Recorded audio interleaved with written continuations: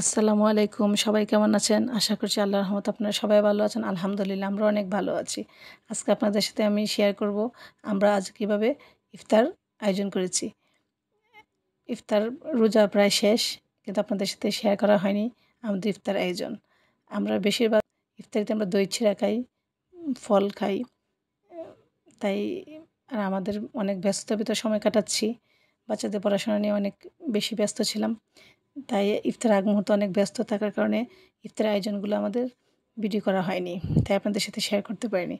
এখন রোজা প্রায় শেষ হয়ে যাচ্ছে। তাই ভাবলাম আপনাদের সাথে একটু শেয়ার করি কেমন করে আমাদের ইফতারের আয়োজন হয়। তাই প্রথমে আমি কলা নিয়ে নিলাম, তারপরে কাবাব নিয়ে নিলাম, তেহারি নিয়েছি, সেটা আমাদের বাসায় রান্না করা হয়নি, সেটা মসজিদে মিলাদের তেহারি ছিল।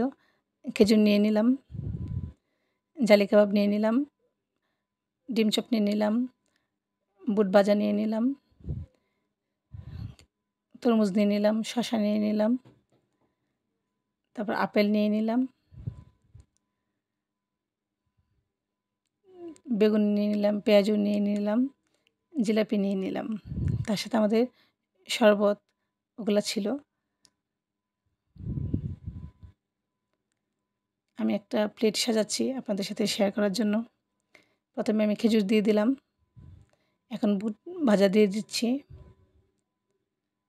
এটা আমি নিজেই রান্না করেছিলাম।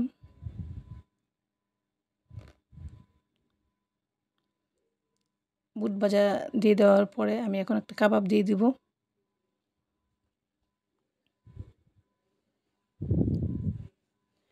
কাবাবের পরে আমি আরেকটা জালি কাবাব দিয়ে দিলাম। এখন একটা ডিম চপ দিয়ে দিচ্ছি।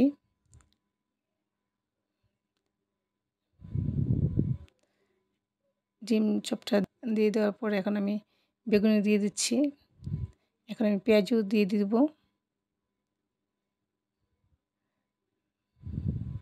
তারপরে এখন একটা আপেল দিয়ে দিব। তারপর আমি এখানে একটি কলা দিয়ে দিব।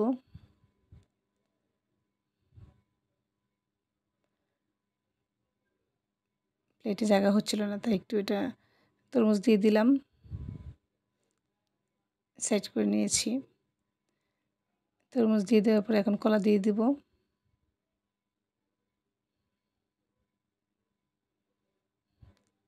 তারপর শসা দিয়ে দিব। তারপর এখানে আমি জিলাপি দিয়ে দিব।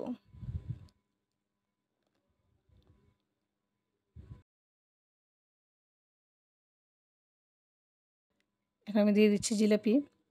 এভাবে আমার প্লেটটা সাজানো হয়েছিল। এভাবে আমি আরেকটি প্লেট সাজিয়ে নিয়েছি, সেটা আপনাদের সাথে দুটো প্লেট শেয়ার করছি। এভাবে আমাদের বাকি প্লেটগুলো সাজানো ছিল।